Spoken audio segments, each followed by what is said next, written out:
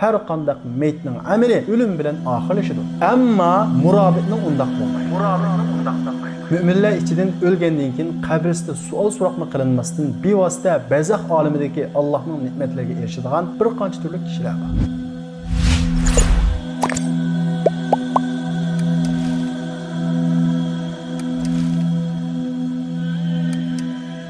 Hazreti Osman radıyallahu anhu qabrinin qashini o'sila yig'lab saqollari hul bo'lib ketdi. Hamrohlari uningga sizga dozoqning gapi qilinsa yig'lamaysiz, ajaba qabrinin qashini o'singiz yig'laysiz. Bu nima uchun deb so'raydi. Hazreti Osman qabri oxiratning tunji manzili. Qanday odamning ahvoli qabrida yaxshi bo'lsa, ya'ni barzax olamida yaxshi bo'lsa, uning oxiratdagi ahvoli yaxshi bo'ladi. Agar qabrdagi azobdan saqlanmasa, uning oxiratdagi azobi texmi dahshatlik bo'ladi. Payg'ambarimiz Muhammad alayhissalom ma ra'aytu manzaran qat illa wal qabru afda'u minhu. Men qabrdim qo'rqinchli, qabrdim dahshatlik bir manzilni ko'rmadim degan edi deydi. Demak, Hazrat Osmonning qabrini ko'zlar yig'ilishi va payg'ambarimiz Muhammad alayhissalomning eng qo'rqinchli yer deb sifatlagan qabrisi qabr azobining haq ekanligi va uningdan saqlanishning naqadar muhim ekanligini ko'rsatdi. Yana bir kuni payg'ambarimiz Muhammad alayhissalom sahobalar bilan birga ketib o'tib, bir mushrikning qabrisining yenidan o'tdi va sahobalarga agar men sizlarning dafn qilishdan yenib olmasliklaringlardan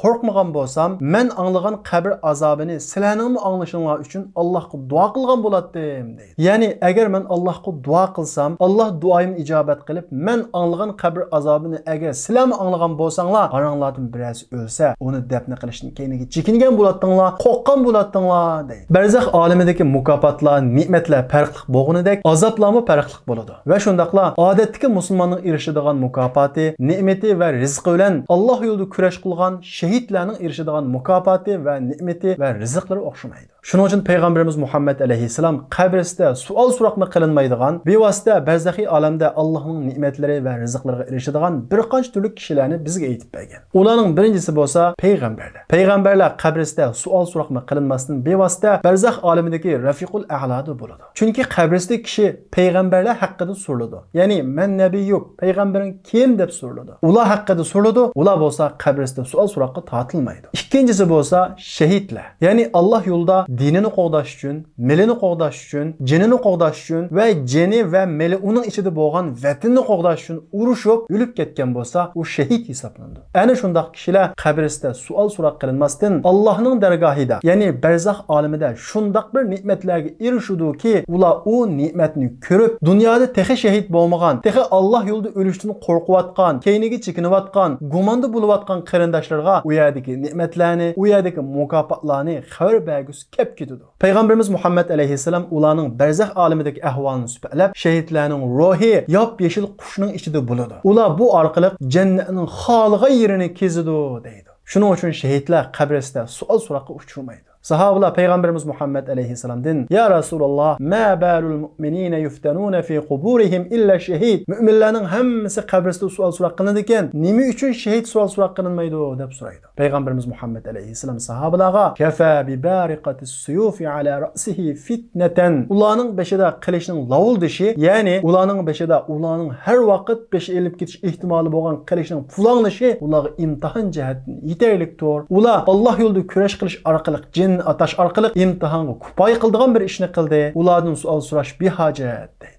Uhud urushida shahid bo'lgan sahobalarning ruhlari Peygamberimiz Muhammed aleyhisselam degandek yop-yeshil qushning ichida jannatning xoliga yerini kezadi. Ular barzax olamida Allohning bergan rizqi, ne'matlarini ko'rib, o'zaro birisi-birisiga dunyoda qolgan qarindoshlarimizga bu yerdagi bu ne'matlarni, bu xushalliqlarni, bu rizqlarni kim xabar berar? Agar ular bu yerdagi bu ne'matlarni o'limdan keyingi bu huzur halovatni his qilgan bo'lsa edi, bilgan bo'lsa edi, jihatdan so'p qolmas edi, keyniga chekinmas edi, bu jihat qarta gumonda bo'lmas edi deb o'zaro deyishdi. Bu vaqtda Alloh taolo ularga xitob qilib, ana uballighuhum ankum, sizlarga vakolatan ularga men yetkazaman deydi. Va payg'ambarimiz Muhammad alayhissalomga tuandik oyatni nozil qiladi. Va la tahsabannallazina qutilu fi sabilillahi amwata. Alloh yo'lida o'lgan kishilarni o'lik deb gumon qilma, bal ahya'un 'inda rabbihim yurzaqun. Balki ular Robbining qoshida hayotdir, rizqdan bahramon bo'lyotidi deydi. Ya'ni shahidlar Alloh yo'lida dinni qo'g'dash uchun, jinni qo'g'dash uchun, melni qo'g'dash uchun, jini va meli uning ichida bo'lgan vatanni qo'g'dash uchun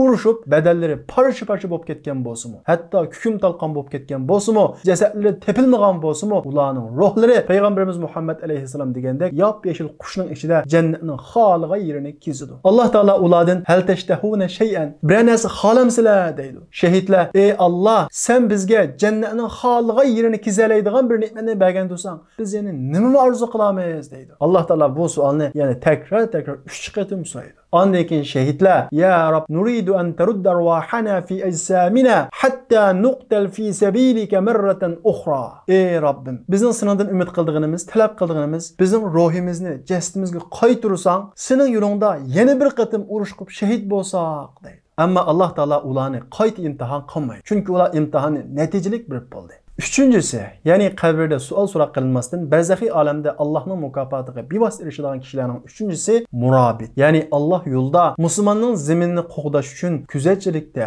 mudofaada turuvchi. Bunday kishi qabrda hech qanday sual so'roq qilinmaydi. Bu haqda payg'ambarimiz Muhammad alayhisalom kullul mayyiti yuhtamu ala amalihi illa al murabit. Har qanday maytning amali o'lim bilan oxirlashadi. Ammo murabitning undaq bo'lmaydi. Ya'ni kuzatchining, mudofaat turuvchining undaq bo'lmaydi. Fa innahu yanmu lahu amaluhu ila yawmil qiyamah. Chunki uning amali qiyomat qadar o'sib turadi. Xuddi tikib qo'ygan ko'chatga o'xshash ko'payib o'sib turadi. Va yu'ammanu fattanal qabr. Qabrdagi sual so'roqdan omon qoladi deydi. Dördüncüsü, narasida ölüp ketken yoki tug'ilgandan beri sarang pet ölüp ketken ve şundaqla musulmon holatida yashab, keyin hayotining oxiriga borganda sarang ulab qilib, shu peti ölüp ketken bo'lsa, bu kishilar qabrida sual so'roq qilinmaydi. Beshincisi, vabo sababli vafot topgan kishi qabrda sual so'roq qilinmaydi. Ya'ni yuqumli kasal sababli vafot topgan bo'lsa, undaq kishi qabrdagi sual so'roqdan omon qoladi. Bu haqda payg'ambarimiz Muhammad alayhisalom vabo tekkan kishi Allohning yozgandan boshqasining bo'lmaydiganligi jazmiyat qilib, ya'ni vabo tegib bo'lgandan keyin virus tegib bo'lgandan keyin undaq qilmasam bo'pti ekan, mundaq qilmasam bo'pti ekan. Nima deb Alloh bu kasalni menga beradi? Faloni shundaq gunohkor asiy tursa,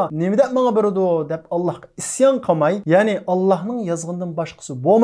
Bu degan Allohning taqdiri deb Allohga isyon qilmasa va sabr qilsa va Allohdan mukofot umid qilsa, mushu kasalim tufayli Alloh mening gunohimni kechirim qilsa, qabr azobidan saqlasa, oxiratda jannatni bersa deb Allohdan savob umid qilsa va shu kasal tufayli vafot topgan bo'lsa, bunda kishiga shahidning ajri beriladi deydi. Shahidning ajri berilgan kishi qabrdagi sual so'roqdan saq qoladi. Imom Ibn Hajar bu hadisning sharhisida vabo bilan vafot topgan kishi, ya'ni yuqumli kasal bilan vafot topgan kishi qabrdagi sual so'roqdan omon qoladi deydi. Demak, yuqorqi kishilar o'lgandan keyin qabrida sual so'roq qilinmaydigan va barzax olamidagi eng yuqori martabaga erishadigan kishilar. Payg'ambarimiz Muhammad alayhisalom jon o'zish oldida Allohumma rafiqul a'la, ey Alloh men rafiqul a'lani bergin deb barzax olamidagi eng yuqori martabani, eng yuqori maqomni tilagan. Albatta biz oddiy musulmonlar bu duoga texmi ehtiyojlimiz. Oxirat hayotidagi eng yuqori maqom bo'lgan jannatul firdavsul a'lani tilaganga o'xshash har duolarimizda rafiqul a'lani tilashni odat qilishimiz kerak. Va shundaqla Allohdan qabr azobidan sig'inib panohlik tilashimiz kerak. Alloh taolo hammamizni barzax olamida rafiqul a'laga, oxirat hayotimizda jannatul firdavsga nasib qilsin. Endi bir mu'min o'lgan vaqtida sakrat holatidagi alomatlarga qarab, uning o'limining yaxshi bo'lganligi, ya'ni oqibatining yaxshi bo'lganligi yoki o'limining yomon bo'lganligi, ya'ni oqibatining yomon bo'lganligini belgili bo'lgan alomatlar bormi? Va shundaqla bir odam o'limining yaxshi bo'lishi uchun qila oladigan sabablari, ishlari bormi? Albatta bor. Ya'ni yaxshi o'limning alomatlari va yomon o'limning alomatlari va shundaqla yaxshi o'limni o'lishning sabablari, ya'ni biz qila oladigan ishlari bor. Bular qaysi? Bu tafsilotlarga qiziqsanglar, diqqatinglar kelarki darsimizda bo'lsin.